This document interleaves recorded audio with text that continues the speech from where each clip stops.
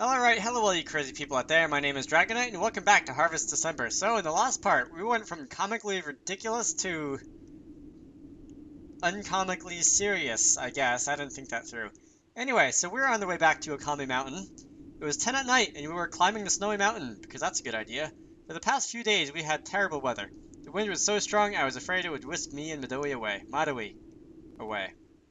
My throat had gone dry and sore, but I couldn't afford to stop. Toyama? Misaki-san looked back at me concerned.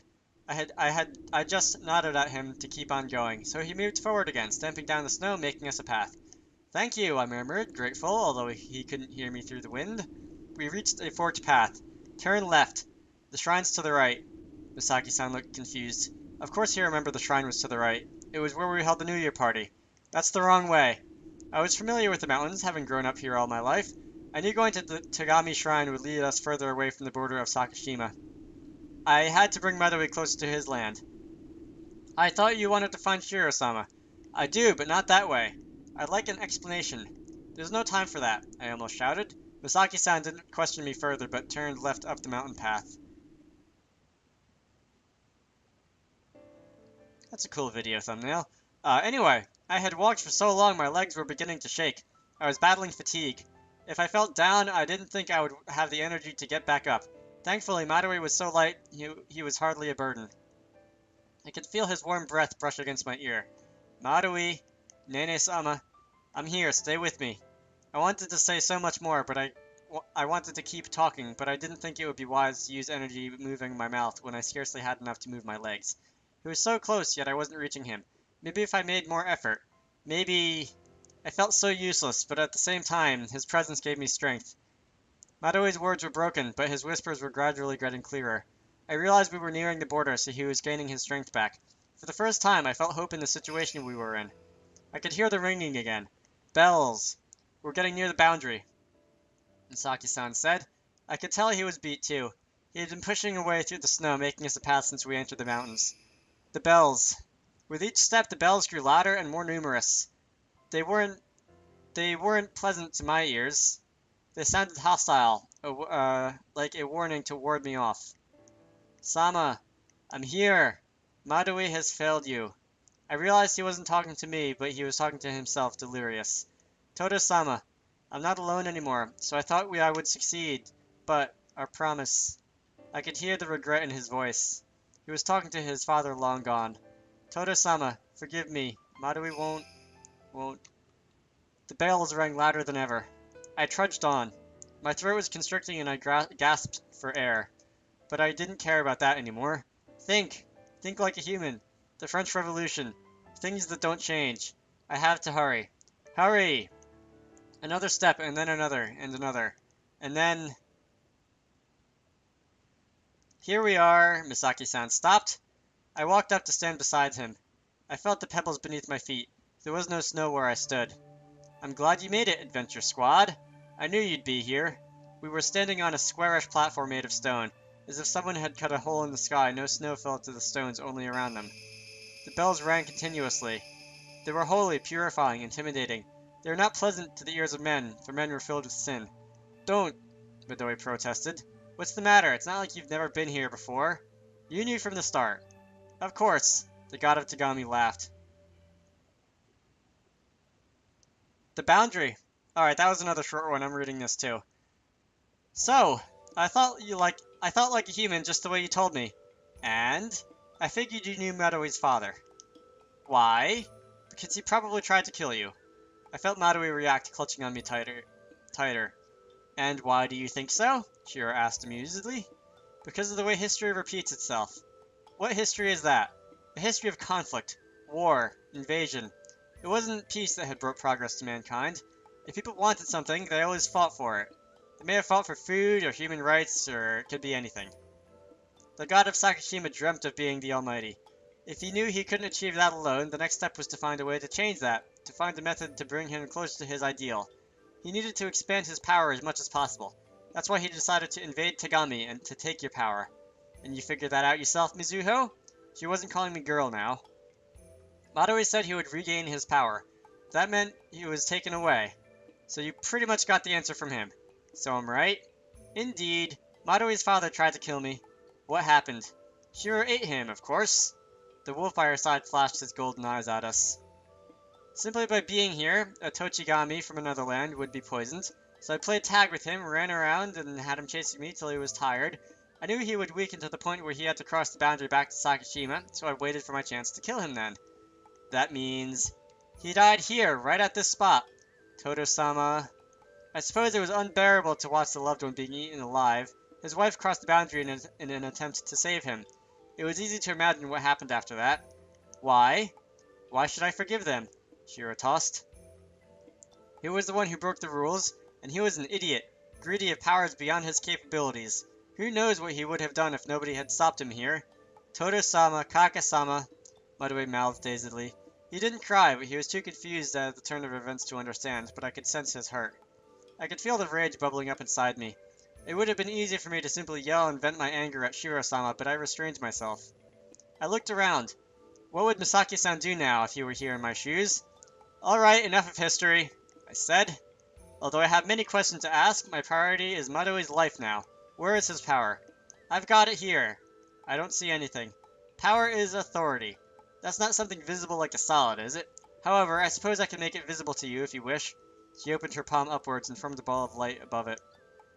Consider this something like a police badge when the police force needs to project their authority on the spot. You sure are well informed in our human ways, I answered, but I wasn't really paying attention to the conversation. I was mesmerized by the ball of light. Can you give it back to him? No. Her mouth curved upwards, making her pointy canines poke out from between her lips. Please? Why should I give back something I rightfully won? I'll give you Masaki-san in return for it. Hey, don't pit me off like that. I prefer to win him over myself. Will you both stop talking to me like I'm some sort of trophy? We both ignored him. Then I'll have to behave just the way humans would. You're going to try and take it away from me by force? I don't have any other choice. And how will you do that? You're aware that I'm a god, aren't you? I hadn't thought of that yet. Can you go easy on me? After all the steam, that's all you can come up with? Well, I'm just a normal human being. I'm not some legendary god that can fight you. Isn't that part of why you're supposed to prove your worth and think of a way to outwit me? Shiro-sama gave an exaggerated sigh. Oh, come on. You don't even need Sakashima's powers. Why do you want to hang on to it? That doesn't mean I have to give it up so easily either. What entitles you to demand I should just give things freely just because I don't need them? Think of this as a game, Misaki-san suggested suddenly. Shiro-sama, why did you keep it secret from Toyama all this time, watching her struggle to find out the truth? Because it was fun. It was entertaining to watch. Maruei is suffering from a stupid reason like that. I was angry at Shiro-sama for toying with me and Maruei, but I was just as angry at Masaki-san for keeping what he'd noticed from me too. Then why don't you take this challenge as a form of entertainment? A game with Maruei's powers is the prize. Oh, alright, Masaki. If you say so. Mizuho! Yes? Hurry up and decide what you want to challenge me at. Be grateful I'm actually giving you a chance. Things were moving too fast. I never thought she would give it to me up for free, but I was hoping I could persuade her by handling Masaki-san over. Ignore the fact that I am stripping him of his human rights. I was going to fight for Maruei's life? But what are the odds I face? Hurry up, Maruei will die if you take too much time away from your mind. Can't you just cross the border and he'll be fine? I know that. If glaring at me is going to help your brain, glare all you want. I hated the way she laughed so easily. But she was right. We were running out of time. In other words, I had to pick something that would give results quickly. Something physical? No prospect of winning there. Something academic? Nope, that's even worse. Have you decided? Wait! I was running out of options. Private Masaki, do you have any advice for me? You probably won't win if you try to play fair. Gee, thanks. I could tell Misaki-san was thinking too, but from the way he replied, he was having trouble thinking of something just as much as I was. I was irritated by his vague answer, but who was I to complain when I couldn't think of anything myself? I couldn't think of any way to win. Then why not win without thinking at all? I've decided. What is it? I stuck my fist out at her. You want to fight me? No. You don't want to punch me. She always wants to punch you, okay? I shook my head and said it out loud and clear. Rock, paper, scissors. Shiro-sama blinked. Mizuho, do you realize what you're saying? I've got a 30%, you've got a 50% chance of winning if you keep playing on draws. And a 30% chance of losing, too. This will be quick. One chance. Wait, don't you have a better idea? I don't think there's any chance of my winning unless it's something that has to do with luck. Luck. Luck. Shiro-sama rubbed her temples as if she were in pain. I didn't think it was such a bad idea. Oh, never mind. I did just give my word after all. Come on, let's do it. Can you take care of Maruhi for me for a moment? I lifted a shoulder at Masaki-san. I can stand by myself. No, don't waste your energy. It's okay. Before I could answer, Maruhi slid off my back onto the ground.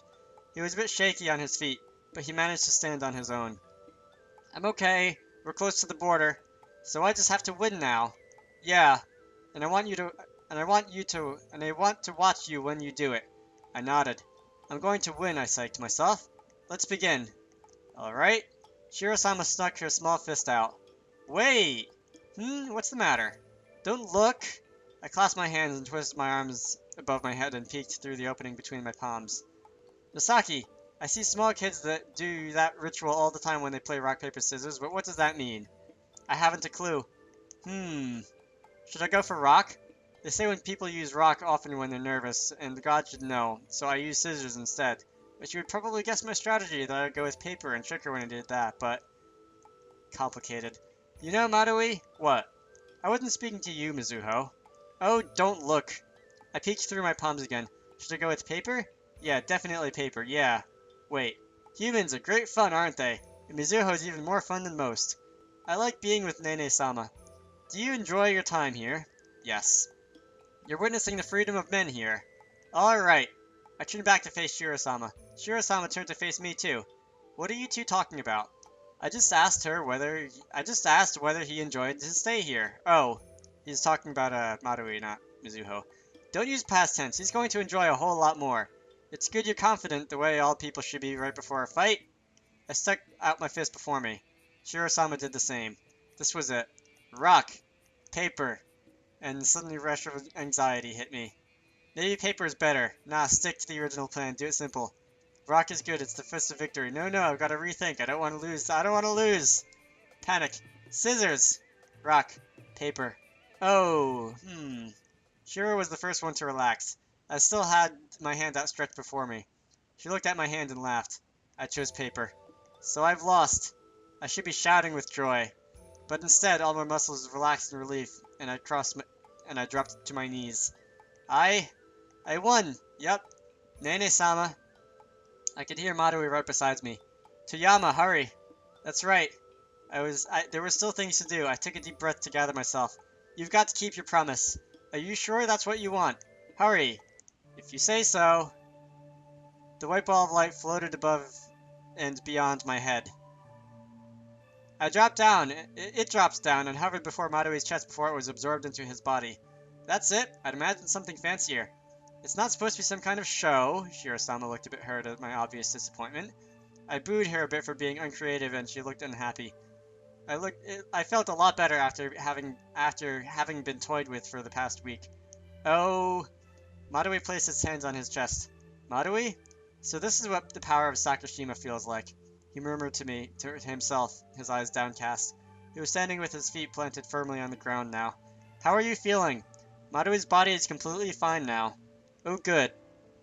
But why did you save me? He stared at me, questioning. Why did you return me to my power? Because that's what you came here for. I didn't wish for it. Every reasoning crumbled. Did Maruhi look as if power was the most important thing to him? What are you saying? He was always with me, the child that used to cry. He ran around in the warehouse when I searched. He took a bath with me at home, ate oranges, came with me to school. Did he ever look for his power? Not once. I had just assumed. I made a search party, I made maps, and I ran around town. Mizuho Nene-sama, Maruhi doesn't think you knew what Maruhi wished for the most. What are you saying? What you wished for was... the reason why he stayed waiting at home even when he was about to die because of... me? A large tear rolled down his cheek. My feet are falling asleep. Because he had me, he didn't want his powers anymore. But that's not right. I was spouting whatever thought leapt at me. Because it was just by chance we went to Sakashima. It was just by chance we went to Sakashima Shrine that day. That was the first time I met you. At that point, you were talking about getting your powers back. Maruo wanted to keep a promise with Todo-sama. Then why did you change your mind? When Maruo met... Then when did you change your mind? When Maruo met Nene-sama. Everything turned. Everything he had he had hoped for the past 100 years had changed because of me. I turned his world upside down the moment I met him. Ironic. Maruo didn't need anything. Nene-sama, Masaki-sama, Kohai-sama, Sene-sama, Yuki-sama. All of you were so kind. Maruo was happy. There was nothing more to wish for. A simple wish from a lonely child with no family to turn to. Maruo didn't want Sakashima's powers anymore. The past 100 years were a curse that Mizuho Nene-sama had lifted unwittingly. Nene-sama changed everything. When I left him alone, running around town, that was the last thing he wished for. He knew he had limited time here, and I was wasting a good part of it. Why didn't you just say so? I needed a reason you would let Maruo stay. Maruo. Words. I didn't need a reason, I almost shouted. Maruo was afraid. If he didn't have a purpose in Tagami, he feared he would be sent back to Sakashima to live there alone again. Alright, but your powers are back now, so everything will be fine, right? Even as I said so, I could hear my voice trembling, and I didn't know why. Maruo can't stay anymore, he whispered with a sad smile. He said something. I couldn't hear him because of the bells around us, but I could read his lips. Why? I yelled even before I understood what was going on. I stretched my arms out towards him. Huh? What? In an instant, I was staring at the sky. I could see millions of countless snowflakes falling, but magically avoiding us as if they slid down a translucent dome above. I wondered why the neck felt so relaxed. Even it didn't feel strained as it should be, as if I was staring up as I was... What?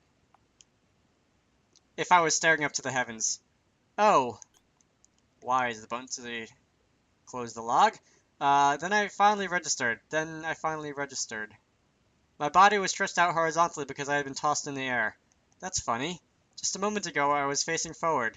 My arms were stretched out before me so I could hold Maruo. Ow! I landed hard. The impact blew my confusion away. I realized what had happened. I had reached out, but when I tried to touch him, a force had sent me flying. Maruo! I jumped up. Just as I was about to shout his name again, I saw it. A white, glowing wall stretched along the borders of Sakashima and Tagami. It formed a boundary, a thick barrier that cut across the land, preventing anyone from crossing over. I ran to it. I punched it. My hand didn't hurt. It just felt so cold. No! I pressed both hands against the wall, feeling the cold seep through my palms. The bright white wall was keeping us apart.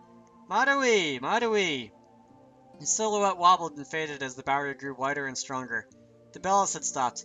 The intruder in this land had been sent back, never to cross these boundaries again. The silence depicted peace. Maruo is the god of Sakashima now. Shiro-sama had her eyes downcast. Now he's become a complete god. He is considered a threat to these lands, so he's caged in there forever. He's not caged, he's been cut apart from us. But I'm no god, I'm just a human. Why can't I go over to the other side?